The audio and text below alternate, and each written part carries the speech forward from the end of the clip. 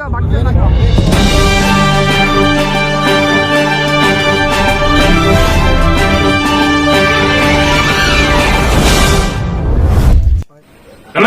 अस्सलाम वालेकुम, आदाब। मैं हूं यूसुफ अली। आप देख रहे हैं सैफ न्यूज लाइव। आइए नजर डालते हैं आज की खास खबर पर। दोस्तों, एक बड़ी खबर सामने आ रही है वसई किले से। वसई किले में पिछले 25 दिनों से 28 मार्च 29 मार्च से यह दावा किया जा रहा था कि एक तेंदुआ घुसा हुआ है।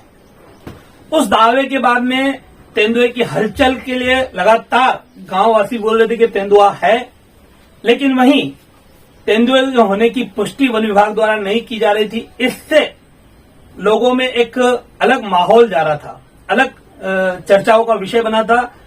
कुछ लोग ये सवाल उठा रहे थे कि क्या वाकई में तेंदुआ है भी या नहीं, अगर तेंदुआ है तो क्यों दिखाई नहीं दे रहा है। तो इन सब अफवाहों पर, इन सब चर्चाओं पर आज विराम लग गया। बीती रात को, रात के करीब 3 साढ़े 3 बजे ये तेंदुआ पकड़ा गया और तेंदुए के पकड़े जाने के बाद में ये साफ हो गया कि पहले दिन जो दावा किया गया था वो दावा पूरी तरह से सच्चा था। एक शख्स ने दावा किया था कि उसने अपनी आंखों से देखा है एक तेंदुआ है।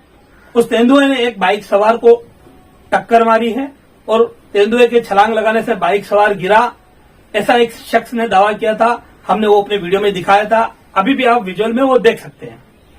तो कहीं न कहीं वो दावा, उस दिन दावा होने के बाद 28 तारीख 29 तारीख को यह दावा किया गया। उसके बाद वन विभाग को सूचना की गई, वन विभाग आया। हालांकि वन विभाग का जो पूरा इस प्रकरण में जो रवैया रहा वो पूरे तरह से उदासीनता भरा रहा। वन विभाग ने वहां उनका काम करना था वो किया, लेकिन पब्लिक में, जनता में पसर रहे भय को रोकने के लिए कुछ नहीं कर पाया। वन विभाग ने कोई भी एक आधिकारिक बयान आज तक जारी नहीं किया। बीच में तो लोग को यह शंका होने लगी कि कहीं तेंदुआ नहीं, सिर्फ अफवाहें तो नहीं है, ऐसी बात लोगों द्वारा कही गई। हमने भी इससे पहले वीडियो बनाए तो हमने ये सवाल उठाया था कि क्यों वन विभाग कुछ बोल नहीं रहा है।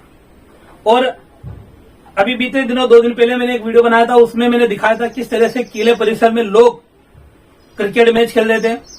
तो उस समय यह सवाल उठना लाजिम था कि अगर तेंदुआ है तो इतने लोगों को यहां आने की इजाजत कैसे दी गई। खैर, वो अपनी जगह था, लेकिन हकीकत ये निकली कि ये तेंदुआ था। और ऐसा बताया जा रहा है कि किले परिसर में एक तहखाना है, ये तेंदुआ उस तहखाने में रह रहा था।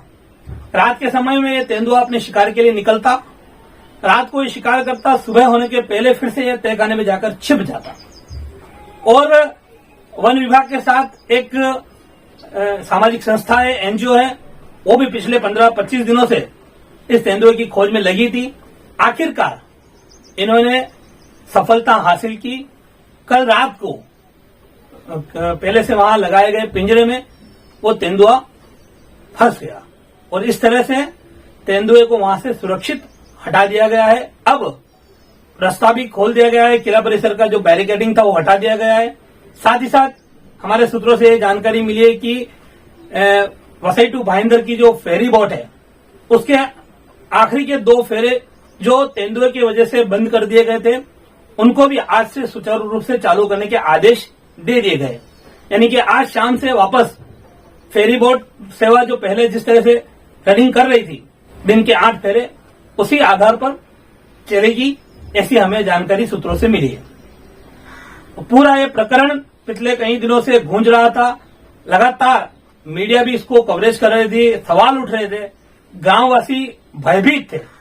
उसके बावजूद वन विभाग और प्रशासन वो चुप्पी साधे था और वन विभाग और प्रशासन की चुप्पी की वजह से लोगों का भय दिन ब दिन बढ़ता चला जा रहा था। लेकिन आज ये खबर आई है कि ये तेंदुआ पकड़ा गया, जिसके बाद अब कहीं न कहीं लोगों ने राहत की सांस ली।